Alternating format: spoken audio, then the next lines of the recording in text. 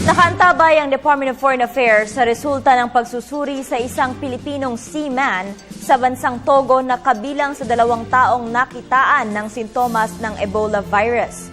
Kaugnay nito, patuloy ang pakikipag-ugnayan ng Embahada ng Pilipinas sa Nigeria sa gobyerno ng Togo para sa lagay ng kalusugan ng naturang Pinoy. Ang report mula kay Benj Bondo. Binabantayan ng Department of Foreign Affairs ang lagay ng isang Pilipinong seaman sa bansang Togo na kinakitaan ng mga sintomas ng nakamamatay na Ebola virus.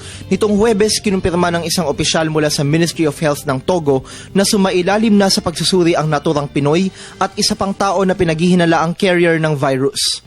Ayon sa DFA, patuloy ang pakikipag-ugnayan ng Embahada ng Pilipinas sa Nigeria sa mga opisyal ng Togo hinggil sa resulta ng isinagawang eksaminasyon sa naturang seaman.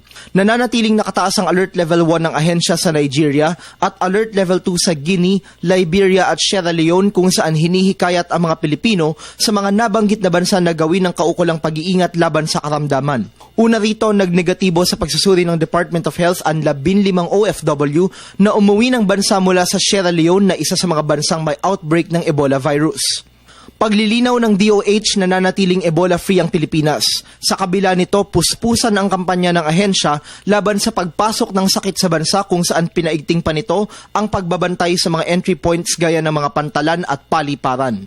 Ang palasyo, suportado ang masusing pagmamonitor ng DOH sa mga Pilipinong umuwi mula sa mga bansang apektado ng virus sa pamamagitan ng pag-alam sa lagay ng kalusugan ng mga ito sa loob ng 30 araw na incubation period ng sakit.